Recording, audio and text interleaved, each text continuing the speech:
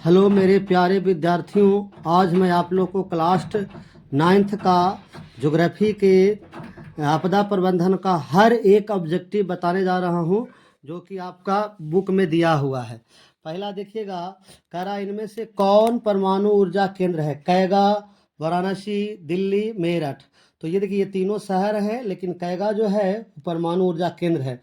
Hiroshima किस देश में है? तो हिरोशिमा भारत, जापान, चीन, ताइवान।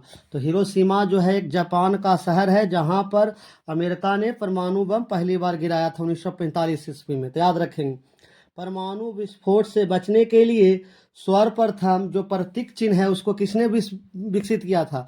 तो कैलिफोर्निया जो विश्वविद्यालय है उन्होंने ही, कैलिफोर्निया विश्वविद्यालय ने ही इसको चिन्हित किया था। हम लोग देखेंगे, भोपाल में रासायनिक गैस रिसाव कब हुआ था? तो 2 दिसंबर 1984। तो 1984 वाला ऑप्शन सही चला जाएगा। तूतीकोरिन में 1970 ईस्वी में गैस रिसाव से कौन सी बीमारी उत्पन्न हुई थी? तो उल्टी हुआ था और छाती में जलन हुआ था। बाकी ऑप्शन में ये ऑप्शन सबसे ज़्यादा सटीक है। अम्लीय वर्षा में सर्वाधिक प्रभाव कहाँ पड़ता है? कहाँ पड़ा है? तो पटना महानगर, उत्तरी बिहार, असम घाटी क्षेत्र, दामोदर घाटी क्षेत्र। तो यूँ तो सब जगह पड़ा है, लेकिन कह रहा सर्वाधिक प्रभाव। तो सर्वाधिक प्रभाव पड़ा है दामोदर घाटी में। एक चीज़ में याद रखेंगे, अम्ल वर्षा के लिए जिम्मेदार है SO2 और NO2, सल्फर डाइऑक्साइड और नाइट्रस ऑक्साइड। हम लोग देखेंगे, डेंगू की बीमारी का मुख्य कारण क्या है? तो डेंगू के बीमारी का मुख्य कारण है एक बर्तन में अधिक समय तक पानी रहना। डेंगू का जो मच्छर है वो साफ पानी में पनपता है और डेंगू मच्छरों को काटने से होता है, इसीलिए ये ऑप्शन सही चला जाएगा। एंथ्रेक्स क्या है? तो एंथ्रेक्स एक प्रकार का रोग है जो जानवरों में होता है और यह अति सूक्ष्म जीव से होता है, अति सूक्ष्म जीव से होता है। भारत में एड्स से लगभग कितने लोग प्रभावित हैं? तो एड्स एक लैंगिक बीमारी है, यह एक संक्रामक बीमारी है, सेक्सुअल डिजीज है, एक व्यक्ति से दूसरे व्यक्ति में जाता है। तो भारत में अनुमानतः 25 लाख लोग एड्स से पीड़ित हैं। समान आपदाओं को कितने वर्गों में रखा जाता है? 1, 2, 3, 4। तो समान आपदाओं को 2 वर्गों में रखा जाता है। एक होता है लघु आपदा और एक होता है बृहत आपदा। जिससे कम हानि पहुंचे वो लघु होते हैं, जिससे अधिक हानि पहुंचे वो बृहत। तो 2 होता है। तीव्र ज्वार किसके कारण होते हैं? जीवाणु, विषाणु, फंगस, इनमें से कोई नहीं। तो तीव्र ज्वार जो होता है वो जीवाणु से होता है। नगरों में सड़क पार करना चाहिए, तो जहां जेब्रा क्रॉसिंग का चिन्ह बना होता है, काला उजरा, वहां से पार करना चाहिए ताकि सड़क एक्सीडेंट ना हो। पैदल चलते समय हमेशा बाईं तरफ चलें।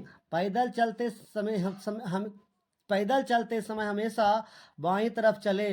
रेल यात्रा करते समय किन बातों को ध्यान रखना चाहिए? तो सारे ऑप्शन में रेल यात्रा के दौरान ज्वलनशील पदार्थ को नहीं ले जाना चाहिए, क्योंकि अगर ज्वलनशील पदार्थ आप ले जा रहे हैं तो दुर्घटना हो सकती है, आग लग सकते हैं। और हाल ही फिलहाल में आप देखे हैं कि रेलगाड़ी में आग लगने की घटना अधिक होती है, जिससे आपका भी जान जा सकता है और दूसरों का भी जान सकता है। तो कभी भी ज्वलनशील पदार्थ के साथ यात्रा नहीं करना चाहिए।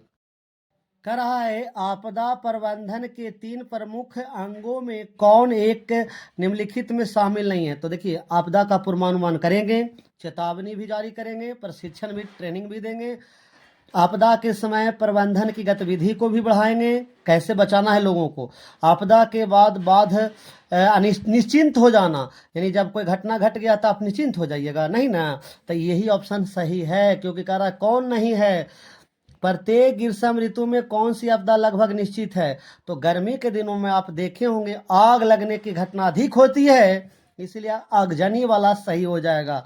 सांप्रदायिक प्रबंधन के अंतर्गत निम्नलिखित में कौन एक प्राथमिक उपचार है? तो आपदा की जानकारी प्रशासन तंत्र को नहीं देना ये शामिल नहीं है, अर्थात कहीं घटना घट जाएगी, आपदा हो जाएगी, तो आप प्राथमिक क्रियाकलाप में जो आपदा वाले हैं, प्रबंधन वाले, उनको आप प्रशासन तंत्र को जानकारी देंगे, ना कि नहीं देंगे। इसीलिए ये ऑप्शन सही हो जाएंगे। ग्रामीण आपदा प्रबंधन समिति का मुख्य कार्य क्या है? तो राहत शिविर का चयन करना एवं राहत पहुंचाने का कार्य करना, यही उनका सही काम है, यानी राहत शिविर का कार्य। मानव जनित आपदा के प्रभाव को कम करने का कौन सा उपाय है? भूमि उपयोग की जानकारी नहीं रखना, आपदा रोधी भवन का निर्माण करना, सामुदायिक जागरूकता पर ध्यान देना, जोखिम क्षेत्रों में बसाव को बढ़ाना। अगर आप जोखिम क्षेत्रों में बढ़ाइएगा तो आदमी और मरेगा ना जी। आपदा रोधी भवन का निर्माण, ये सही है कि हम आपदा रोधी भवन बनाएं ताकि हमको आपदा में वो गिरे ना। भूमि उपयोगी की जानकारी नहीं रखना, ये तो बिल्कुल गलत है। तो इसमें सबसे ज़्यादा सटीक ये है कि सामुदायिक जागरूकता पर ध्यान देना। अगर हम लोग सामुदायिक जागरूकता बढ़ा दें तो सब लोग जागरूक हो जाएंगे, तो आपदा को प्रभाव को कम किया जा सकता है। आपदा रोधी भवन बना भी लेंगे, लेकिन अगर वो जागरूक नहीं है तो भी नुकसान हो सकता है।